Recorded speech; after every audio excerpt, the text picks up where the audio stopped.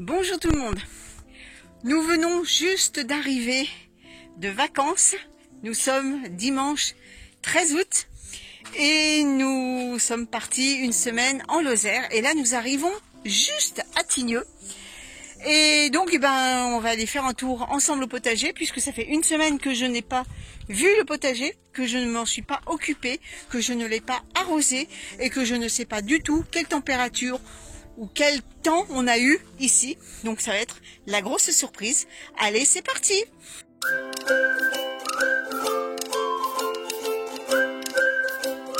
J'avais fait, vous savez, les fameuses réserves d'eau avec les bouteilles. Je vous avais fait une vidéo là-dessus. D'ailleurs, je vous mettrai quelque part le lien pour que vous puissiez la visionner. Et là, il y avait des petites laitues, donc non, des petites chicoris caroles. Eh bien, regardez, ça fait une semaine qu'elles sont là. J'ai encore même de l'eau dans la bouteille, donc ça veut dire que le truc fonctionne bien.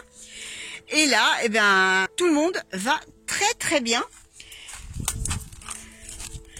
Regardez, idem pour ici. Alors j'ai mis ces voilages justement pour éviter que les papillons viennent pondre sur ces laitues, enfin, sur ces salades, et que la chenille me dévore tout. Et nous avons ici les petites betteraves que j'ai repiquées. Et vous voyez, tout le monde ont bien supporté ma semaine d'absence. C'est plutôt bien. Donc vous pouvez constater que mon système de réserve d'eau fonctionne avec les bouteilles. Donc le potager, vous pouvez constater qu'il a quand même pas mal souffert du manque d'eau. Donc là ce soir je vais lui en apporter une bonne rasade. Mais bon, voilà, ça se comporte quand même bien. Là, j'ai les betteraves. Alors, elles sont un peu rapapla, c'est normal. Mais ce soir, comme je viens de vous dire, je vais leur donner une bonne rasade. Ici, j'ai les carottes. Là, juste avant de partir, j'avais planté une courgette. Donc, ça va bien. Ici, j'ai des haricots verts. Là, mes courges spaghetti qui vont bientôt être récoltables. Alors ici j'ai les haricots verts, donc ce soir je vais aller les ramasser. Je vais pas les ramasser maintenant parce qu'il fait trop chaud. Je vais simplement ramasser quelques tomates. J'ai une courgette là, pendant que je vous parlais, je crois que j'ai vu un maousse. Voilà, j'en ai une qui est ici, c'est parfait. J'en ai une autre qui commence à grossir. Donc dans l'ensemble, tout va bien. Là, j'en ai une autre ici. Même deux. J'en ai une grosse et une petite. Bon, écoutez, c'est plutôt pas mal. J'ai les carottes qui vont bien. Allez, on continue. Là, j'ai les carottes. Donc ça va bien. Les haricots verts qui souffrent un peu de la soif. Mais bon, là, je pourrais quand même faire une petite récolte. Vous voyez, j'en ai ici, là. Donc à la fraîche, j'irai récolter tout ça, vous voyez. Il y en a qui sont quand même pas mal gros, mais bon, c'est pas grave. On va récolter ça. Côté tomates et poivrons, alors là, les poivrons, les pauvres, ils font un peu la gueule. Donc ils ont quand même pas mal soif. Les tomates, eh bien, vous voyez, j'ai quand même pas mal de rouge, donc je vais en récolter. Là, ce sont les tomates ananas. Là, regardez comme elles sont belles. Et je vais les récolter comme ça, devant vous. Alors, même si elles sont pas tout à fait mûres, je vais quand même la récolter. Elle finira de mûrir à la maison.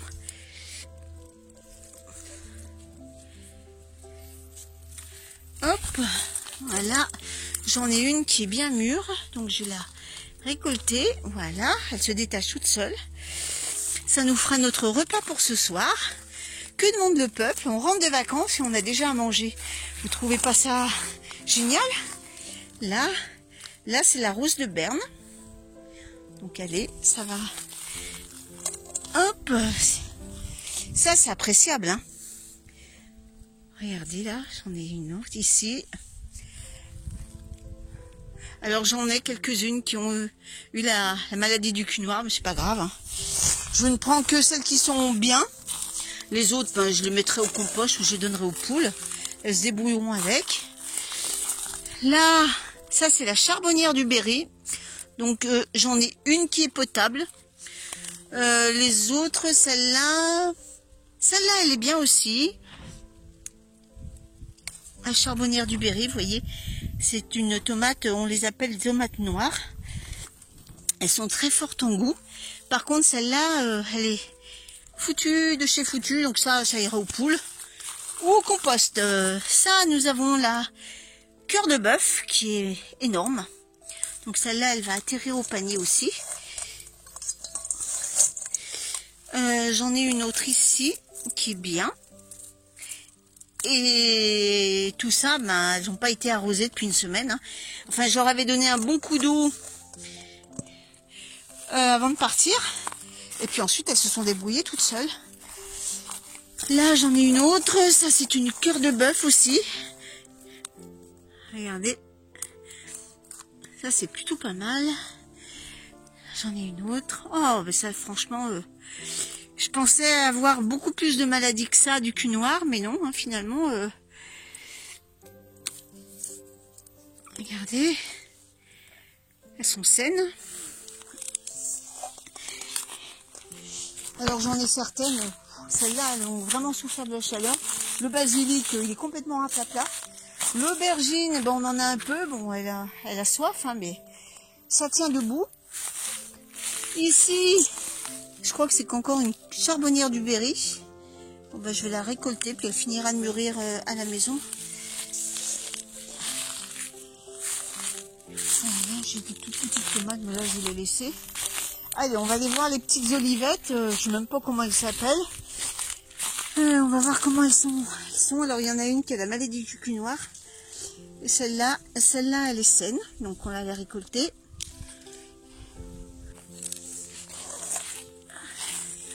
Continue, là j'en ai encore.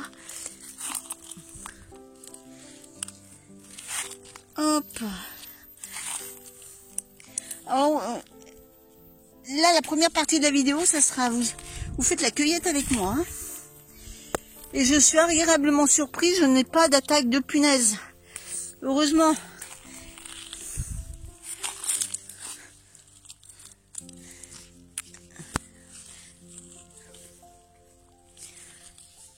Et je pèserai tout ça. Alors là, vous voyez, il y a la maladie, donc celle-là, je laisse.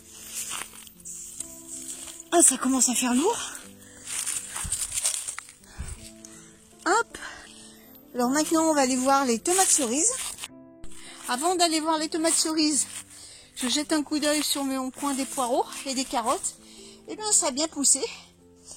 Et les poissons, il va falloir que je rajoute un peu d'eau, mais bon, dans l'ensemble, ils n'ont pas perdu trop d'eau, donc tout va bien. Allez, on va aller voir les tomates cerises maintenant. J'ai mes laitues qui sont un peu flagada. Je vais leur donner un bon coup d'eau ce soir. J'espère que avec le stress hydrique, elles ne vont pas monter à graines. Là, j'ai les haricots verts. J'en ai des pas mal, hein. Regardez. Là, j'aurai de la récolte à faire ce soir. Par contre, les laitues, elles sont pas top, hein. Regardez, j'ai bien peur que ça monte à graines dès que là ça commence à monter. Là, vu si elles n'ont pas été arrosées, la laitue, dès que elles n'ont pas un arrosage régulier, ça monte vite à graines. Et bon, tant pis. Par contre, je suis contente au niveau des haricots verts. Parce que vous voyez, là, j'en ai pas mal. Donc, je vais pouvoir en récolter ce soir. Et puis là, j'ai ma courge bleu d'Hongrie qui est là. Qui va bien. Je crois que j'en ai une autre ici. Et est-ce que j'en ai une autre? Non, je crois pas. Je crois pas que j'en ai d'autres. J'en ai deux, c'est déjà pas mal. Surtout que c'est la première année que j'en fais. Ensuite, les tomates cerises. Alors là, c'est l'abondance, hein. Donc, eh ben, on va récolter tout ça. Alors, j'ai changé de contenant puisque les autres tomates ont pris bien la place. Donc là, vous voyez, c'est trop bien, petite tomate cerise. Donc, ces jours-ci, on va pas manquer de tomates. Hein. J'ai des petites poulettes qui me disent bonjour. Ça fait une semaine qu'elles nous ont pas vues. Regardez, c'est trop bien. Les tomates cerises, là, elles sont... Ah, puis alors, c'est génial, les petites tomates cerises. Ça se mange comme des bonbons. C'est vraiment trop bien pour les manger. Et il y en a une qui est tombée, mais je sais pas où elle est passée. Alors, il y en a certaines qui commencent à avoir un peu de maladie, là. Mais bon, celle-là, hop, ça va direction les poules. Elles seront bien contentes de les grappiller. Alors ça, je répète, ce sont les graines de Stéphane qui m'avait gentiment envoyé. Et merci au passage pour tes graines. Franchement, ça nous a permis d'avoir une diversité de tomates que je n'avais pas avant. Puisque avant, je n'avais que juste une série de petites tomates cerises rouges. D'ailleurs, on va les voir, puisqu'on va passer devant. Regardez, c'est déjà pas mal. Hein. Et c'est pas fini, mes amis, c'est pas fini.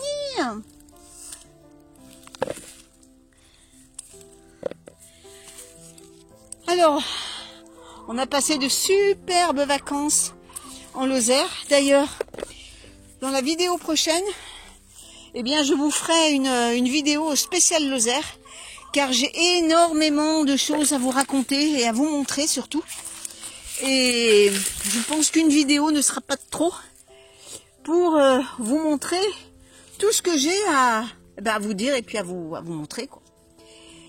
On a fait énormément de choses. Donc là, c'est une petite vidéo retour de vacances et inspection du potager. Alors vous voyez, ça, voilà, ça ce sont mes tomates cerises que je plante toutes les années. Et donc je n'avais que cette variété.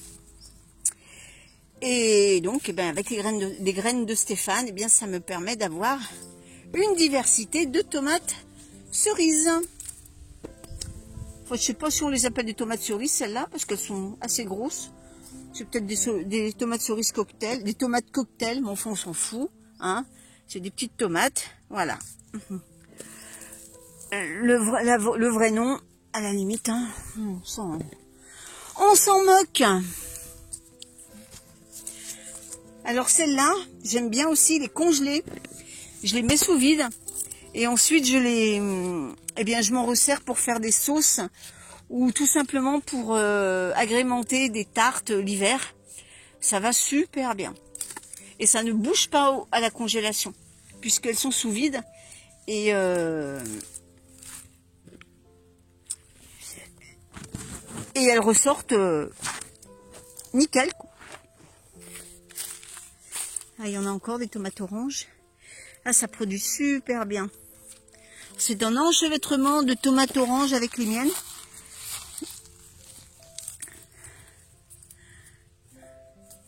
Regardez, il y en a partout. C'est trop bien. Je sais pas vous, mais quand vous rentrez de vacances, c'est un pur bonheur de pouvoir récolter des légumes du jardin. Vous partez, il n'y a pas grand chose, enfin pas grand chose, je m'entends, hein, mais moins que ce que vous récoltez quand vous rentrez. Je trouve que franchement c'est un pur bonheur. Surtout que vous n'avez pas forcément à manger, puisque je sais pas vous, mais moi quand on part, on vide le frigo. On va pas laisser des trucs qui se périment. Et donc ça vous évite de faire des courses tout de suite en arrivant, quoi. Vous avez des trucs directement du potager à vous mettre sous la dent quand vous rentrez de vacances. Et ça, c'est trop top.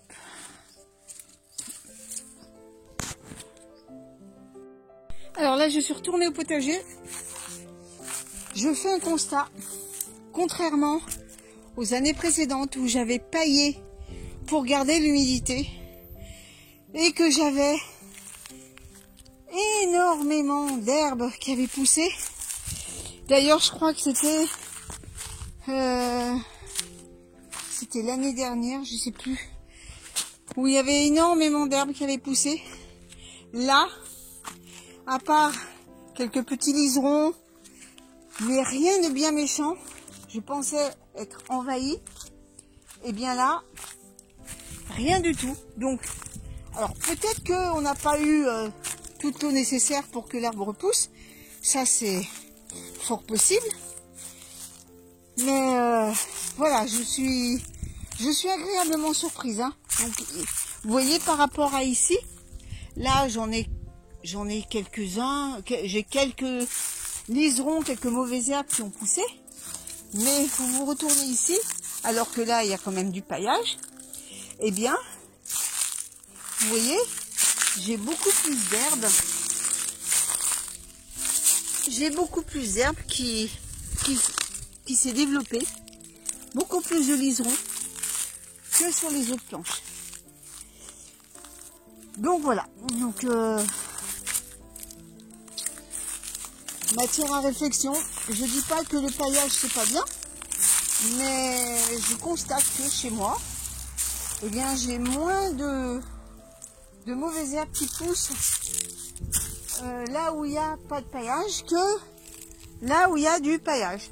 Voilà, alors je pense que c'est dû au fait que le paillage garde le sol relativement frais et que les herbes adventices, les mauvaises herbes, eh bien trouvent agréable cet endroit et prospèrent plus facilement que ici, à part quelques résistantes, hein. Mais vous voyez, je ne suis pas envahie de mauvaises herbes. Alors, bien sûr, demain, je vais enlever deux, trois herbes qui ont repoussé, mais rien de bien méchant. Là, ce soir, je vais donner un bon coup d'arrosage. Et puis, eh bien nous, quant à nous, eh bien on se retrouve la semaine prochaine, mais là, ça sera un spécial Lozère. Allez, à bientôt tout le monde!